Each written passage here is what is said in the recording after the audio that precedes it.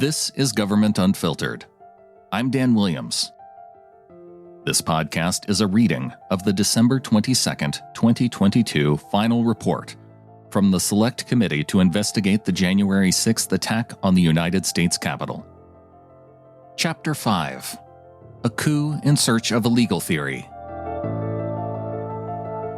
5.4 President Trump endangers Pence's life, causing the Vice President, his family, and staff to narrowly miss the rioters as they flee the mob attacking the Capitol.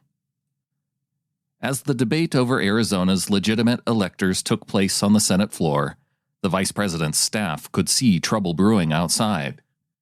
From inside the Vice President's ceremonial office, staffers witnessed the crowds swelling on the east side of the Capitol. Then the rioters broke through security barriers. Jacob told young staffers that they should stand back from the windows because the Vice President's office was not the most popular office on the block right now. The Vice President was presiding over the Senate debate on the Arizona objection when the noise from the rioters became audible, and those in the Senate chamber realized the rioters had entered the Capitol. The Secret Service evacuated Vice President Pence from the Senate floor at 2:12 p.m. 12 minutes later, at 2:24 p.m., President Trump tweeted that Vice President Pence didn't have the courage to do what should have been done to protect our country and our Constitution. By that time, the Secret Service had moved the Vice President to his ceremonial office across the hall. But the situation was spiraling out of control, and they wouldn't stay there long. As Sarah Matthews, the Deputy White House press secretary, later explained, President Trump's tweet was like pouring gasoline on the fire. 30 seconds after President Trump's tweet, rioters who were already inside the Capitol opened the East Rotunda door just down the hall. A mere 30 seconds later, rioters breached the crypt one floor below the Vice President. Though the Vice President refused the Secret Service's first two attempts to evacuate him from his ceremonial office, the situation quickly became untenable, and the Vice President was told that the Secret Service could no longer protect him in this office in the Capitol that was quickly being overrun. Mark Short recalls Tim Giebels, the head of the Vice President's Secret Service protective detail, saying, "At this point, I can't protect you behind these glass doors, and so I need to move you." This time, the third, the Secret Service was not asking the Vice President to move. They were stating the fact that the Vice President must be moved. At 2:20 p.m., NSC staff monitoring radio communications reported that the second floor of the Capitol and the door to the Senate chamber have now been breached. At 2:25 p.m., the Secret Service rushed the Vice President, his family, and his senior staff down a flight of stairs, through a series of hallways and tunnels to a secure location. The Vice President and his team stayed in that same location for the next 4.5 hours. The angry mob had come within 40 feet of the Vice President as he was evacuated. President Trump never called to check on Vice President Pence's safety, so Mark Short called Mark Meadows to tell him they were safe and secure. Short himself became persona non grata with President Trump. The president directed staff to revoke Short's access to the White House after Vice President Pence refused to betray his oath to the Constitution. Mark Short never spoke with President Trump again. After arriving at the secure location, the head of the Vice President's Secret Service detail wanted to move the Vice President away from the Capitol, and staff hurried into the waiting vehicles. But the Vice President refused to get in the car.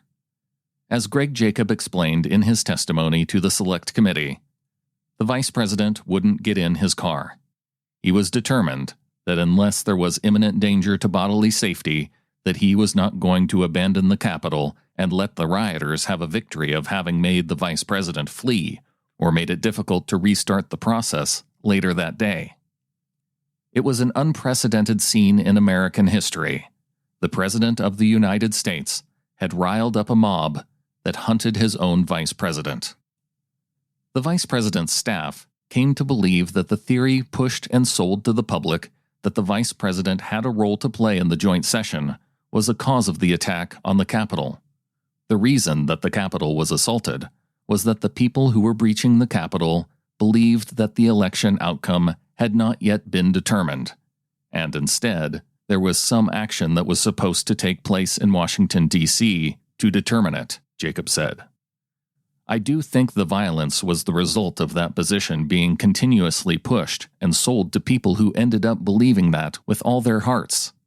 The people had been told that the vice president had the authority to determine the outcome of the election during the joint session. Of course, that was President Trump's and John Eastman's plan all along, to convince people that the election had been stolen and that Vice President Pence could take action to change the outcome during the joint session on January 6th. Jacob was writing an email to Eastman when the Capitol was breached. At 2:14 p.m., just before being evacuated, Jacob hurriedly hit send on his email, but not before adding the following: "Thanks to your bullshit, we are now under siege." Eastman quickly replied to Jacob's email and, incredibly, blamed Vice President Pence and Jacob for the attack. "The siege is because you and your boss did not do what was necessary to allow this to be aired in a public way, so the American people can see for themselves what happened," Eastman wrote. Naturally, Jacob was somewhere between aghast and livid. It was ridiculous to blame Vice President Pence for the attack when he simply followed the law. The joint session reconvenes. Let's get back to work. The Senate reconvened at approximately 8:06 p.m. Congressional leadership and the Vice President insisted on finishing the work of the people. "Today was a dark day in the history of the United States Capitol," Vice President Pence said. "But thanks to the swift efforts of U.S. Capitol Police, federal, state, and local law enforcement, the violence was quelled. The Capitol is secured, and the people's work continues." The Vice President addressed those who wreaked havoc in our Capitol today, saying, "You did not win." Vice President Pence continued, "Violence never wins. Freedom wins. And this is still the people's house. And as we reconvene in this chamber, the world will again witness the resilience and strength of our democracy. For even in the wake of unprecedented violence and vandalism at this Capitol, the elected representatives of the people of the United States have assembled again on the very same day to support and defend the Constitution of the United States. Let's get back to work," Vice President Pence concluded. Despite the violence that had unfolded at the Capitol, Eastman kept agitating for further delay.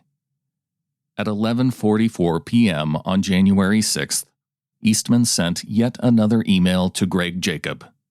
In a shockingly tone-deaf manner, Eastman claimed that the Electoral Count Act had been violated already by allowing debate beyond 2 hours.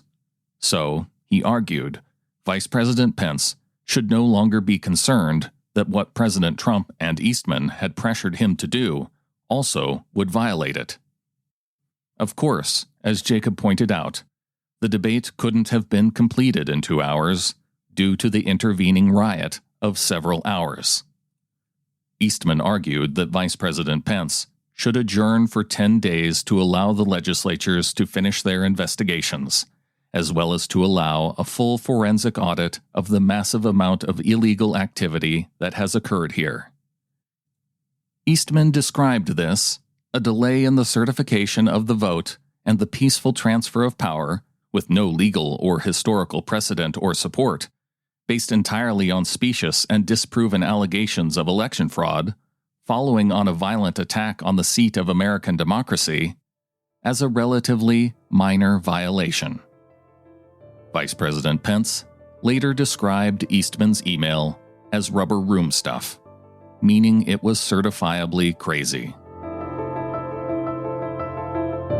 Episodes of Government Unfiltered are produced without any additional commentary and created based on the value for value model. Instead of charging $15 to $40 like other media outlets, you get to decide what it's worth to provide an open and available reading of this document. Please support the podcast at governmentunfiltered.com by clicking on the support button for a one-time donation. You can also click on the contact button and ask for an address if you'd prefer to mail a check. Thank you to associate producer Jay Bernhard and all of the insiders who support at patreon.com/timberlanemedia. For those of you who would like to provide an anonymous donation, you can go to glow.fm/insider. Follow the show on Twitter @govunfiltered or on Facebook, facebook.com/governmentunfiltered. Thank you for listening.